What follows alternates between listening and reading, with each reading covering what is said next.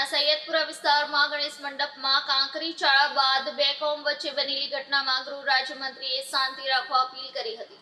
સમગ્ર દેશમાં ગણેશ ઉત્સવની ધામધૂમપૂર્વક ઉજવણી કરવામાં આવી રહી છે, ત્યારે કેટલાક લોકો દ્વારા જોરથી ડીજે વગાડતા હોવાને કારણે વૃદ્ધો, બીમાર વ્યક્તિઓને ભારે હાલાકીનો સામનો કરવો પડે છે.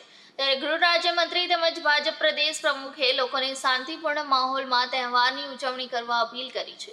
ગણેશ ઉત્સવને લઈને ગૃહમંત્રી હર્ષ સંઘવીએ લોકોને અપીલ કરી હતી કે લાઉડસ્પીકર અને ડીજે ધીમે વગાડવા તેમજ લોકોને પરેશાની ન થાય તે રીતે તહેવાર ઉજવવા વાત કરી હતી. તેમજ લોકો સાથે ઉત્સાહપૂર્વક તહેવાર મનાવી શકે તે માટે વ્યવસ્થા કરવામાં આવશે તેમ જણાવ્યું હતું. બીજું બી ખાસ સૂચન છે. ગણેશ ઉત્સવનો તહેવાર એટલે સુરત શહેર માટે જીવાદોરી પ્રમાણે છે.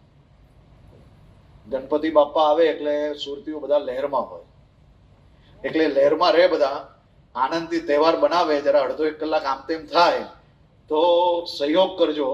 અને લોકોને બી વિનંતી છે કે ડીજે જરાક ધીરું વગાડજો, જેના કારણે આપણા જ સોસાયટીના લોકો 100 નંબર પર ફોન ના કરે.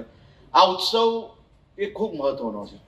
આ ઉત્સવ માત્ર સમાજને એકત્ર થાય છે એટલું જ નહીં, ગણપતિજી પર આસ્થા છે એટલું જ નહીં, પરંતુ તમે જોજો તો સુરત શહેરના નાના નાના વેપારીઓ, ચાહે મંડપવાલા હોય, ચાહે નાનું મોટું કેટરિંગનું કામ કરતા હોય, હોટલવાલા, લારીવાલા, લાઇટવાલા, તમને ઢોલવાલા, બેન્ડવાલા, ડીજેવાલા કે પછી ટ્રક અને ટેમ્પોવાલા, બધા જ લોકોને દિવાળી તો અમારે ગણપતિના તહેવારમાં જ થઈ